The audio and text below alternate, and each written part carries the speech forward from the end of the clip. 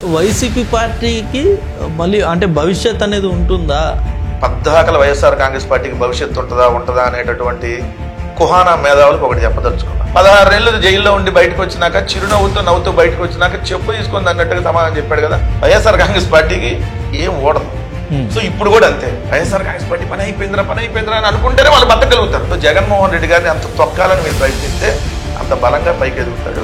ఉన్న రాజధానిని కాస్త 3 రాజధానులు చేసి గత 5 సంవత్సరాలు అసలు ఆంధ్రాకి రాజధాని లేకుండా చేస్తారు. ఇప్పుడు ఆంధ్రప్రదేశ్ రాష్ట్ర రాజధాని అమరావతి అంటున్నారు. కిరీట్ ఇచ్చారా? మరి మీరు రాష్ట్రానికి ఇప్పుడు కూడా రాజధాని లేదని చెప్పాలి. పోలవరం పరిగెత్తుతుందని పేపర్లో రాయంగానే పరిగెత్తినట్టే మీ దృష్టిలో, అమరావతి అరుస్తుందని కానీ మీ దృష్టిలో అరుస్తున్నట్లు లెక్క. గెజిట్ వస్తే మీరు యాక్సెప్ట్ చేస్తారు. ఇక అమరావతి రాజధాని అంటారా, మళ్ళీ 3 అంటారా? వైజాగ్ మేజర్ ఎగ్జిక్యూటివ్ క్యాపిటల్ అన్నారు. ఇక వైజాగ్ నేను గెలిచిన తర్వాత వైజాగ్ షిఫ్ట్ అయిపోతాను, నా ప్రమాణ స్వీకారం వైజాగ్లోనే ఉంటుందని జగన్ గారు చెప్పారు. అవునా? ఎన్నికల ముందు అదే వైజాగ్ ప్రజలు దాన్ని ఎందుకు యాక్సెప్ట్ చేయలేదు? చంద్రబాబు నాయుడు గారు దీన్ని సింగపూర్ చేస్తా, మలేషియా చేస్తా, 9 నవనగరాలు కడతా అన్నాడు. వాళ్ళ కొడుకునే ఓడించారు. మరి అక్కడ జనరల్గా చెప్తున్నమాట. ఇప్పుడు మీరు చంద్రబాబు నాయుడు గారిని చూస్తున్నారా? రెగ్యులర్గా ఆ కటింగ్ షాపులకు వెళ్తున్నారు, పేదవాళ్ళ ఇంటికి వెళ్తున్నారు, వాళ్ళ బాధలన్నీ తెలుసుకుంటున్నారు. గొర్రెల కాపరి శివయ్య దగ్గరకు వెళ్ళి గొర్రె పిల్లని ఎత్తుకున్న చంద్రబాబు రమావతికి బాగా నచ్చింది. నాయి బ్రాహ్మణుడు బత్తుల జగన్నాథం కటింగ్ షాప్కి వెళ్ళి కటింగ్ చైర్లో కూర్చొని కట్ చేయబోయిన చంద్రబాబు బాగా నచ్చింది మీకు. ఈ మైకు నేను ఇక్కడికి వస్తే పెట్టారా అనుకోకుండా మన రోడ్డు మీద కలిస్తే మైకులు ఉంటాయా? మీరు ఇక్కడ వచ్చిన తర్వాత చంద్రబాబు నాయుడు వాళ్ళ దగ్గరికి వెళ్తున్నప్పుడు ప్రీ ప్లాన్డ్ గా ముందు వాళ్ళకి మైక్ పెడుతుంది, మీకు కనపట్లేదా? మీకు సంక్షేమ పథకాలు అందటం ఇంపార్టెంటా, షో చేయటం ఇంపార్టెంటా? వెళ్ళి నేను టీ పెట్టా, కాఫీ పెట్టా, ఇంకోటి పెట్టా, చంద్రబాబు నాయుడు ఆ తోపు, ఇంకో తురుము. మీరు చదువుకున్నారు కదా, మీకు అదే బాగా నచ్చింది.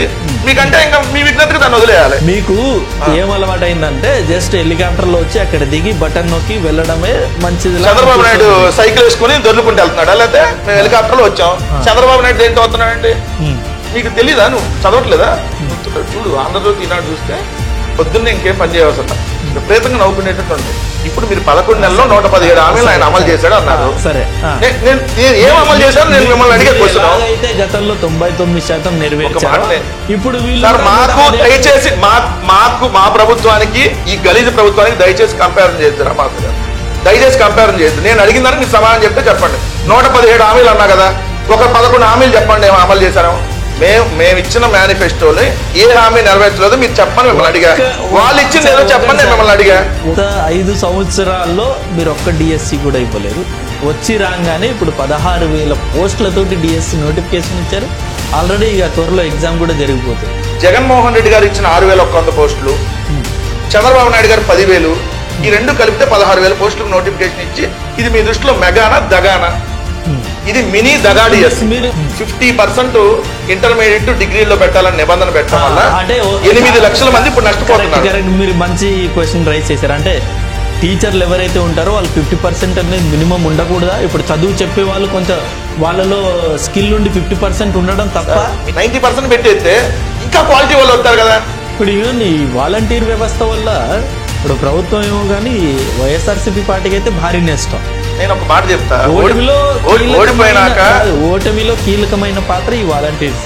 వైసీపీ ఓటమిలో సార్ ఒక ప్రజలకు మంచి జరిగిందా లేదా అడుగుతున్నారా? వాలంటీర్స్ కావాలి, ఆ వ్యవస్థ. మైక్ ఎత్తుకెళ్ళు, నువ్వు అప్పుడప్పుడు ఎత్తుకెళ్తే చంద్రబాబు నాయుడు కుప్పంలోనే పెట్టాలి నువ్వు మైకు, లేకపోతే పవన్ కళ్యాణ్ పిఠాపురంలో పెడితే బాగా వస్తుంది వాయిస్. ఒకసారి తీసుకొని ఇద్దరు బైక్ తీసుకెళ్ళి పిఠాపురం ఎమ్మెల్యే ఎవరని అడుగు, గవకనాలు వర్మ అంటారు. నువ్వు షాక్ తిన, మాకు వరమేనండి ఎమ్మెల్యే, మాకు ఆయన ఎవరు తెలియదు. పీపుల్స్ అమరావతి పీపుల్స్ క్యాపిటల్, దాని పేరు అదే కదా, చదివారా అది క్లియర్ గా? ప్రజా రాజధాని. 29 గ్రామాల్లో కాదుగా.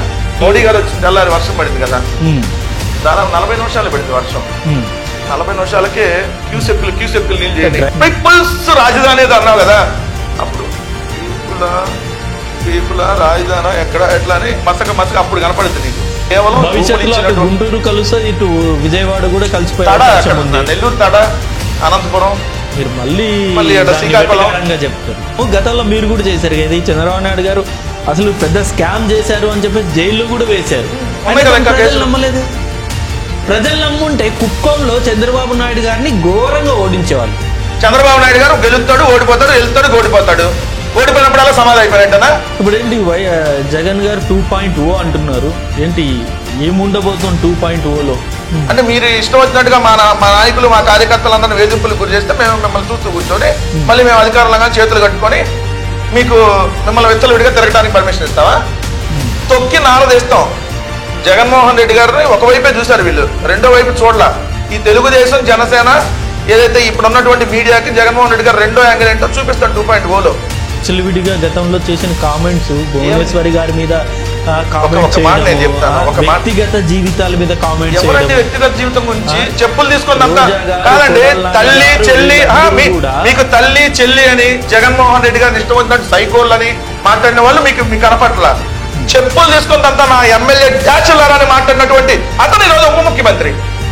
తొడలు కొట్టి ఒక్కొక్క వైసీపీ నా కొడుకుని లాక్కొచ్చి కొడతా ఉన్నాం ఈరోజు ఎమ్మెల్సీ. పోసాని కృష్ణమూర్తి గారు మాట్లాడిన మాటలు విన్నారా? వినసొంపుగా ఉన్నాయా? మీకు పవన్ కళ్యాణ్ గారు మాట్లాడిన మాటలు వినసొంపుగా ఉన్నాయా? పవన్ కళ్యాణ్ గారి వ్యక్తిగత జీవితం గురించి పవన్ కళ్యాణ్ గారు మాట్లాడిన మాటలు మీకు వినసొంపుగా ఉన్నాయా? చెప్పులు తీసుకున్న తర్వాతగా వాళ్ళు రెచ్చిపోయింది. అంతకుముందు వాళ్ళు ఏం మాట్లాడాల, వాళ్ళు మాట్లాడుకుంటే మేమే మాట్లాడాం. రాజకీయ విమర్శలు తారా స్థాయికి వెళ్ళిపోవడానికి కారణం వైసీపీ నాయకులు. జనసేన పార్టీ వచ్చినాక రాజకీయాలు గబ్బు పట్టిపోయినాయి అంట. అది ఒక గలీజ్ పార్టీ నిజంగా. వాళ్ళు వచ్చినాకే ఈ రాజకీయాల్లో వాతావరణం పూర్తిగా చెడిపోయింది. చంద్రబాబు నాయుడు గారు ఉన్నప్పుడు చాలా వరకు చెడగొట్టాడు, ఇంక వీళ్ళు వచ్చినా మొత్తం చెడగొట్టాడు. సో వైసీపీ వాళ్ళందరూ మంచి రాజకీయ నేతలు. సార్ ఎవరైనా తప్పు మాట్లాడితే తప్పే అంట. మీరు అవతలాలు మాట్లాడేదాన్ని కూడా క్వశ్చన్ చేయండి. వాళ్ళు మాట్లాడేది తప్పు అని మీరు ఖండించినప్పుడు నేను ఎలా రియాక్ట్ అవుతాను? ఆబ్వియస్లీ ఇప్పుడు మీరు పవన్ కళ్యాణ్ మాట్లాడలేదా?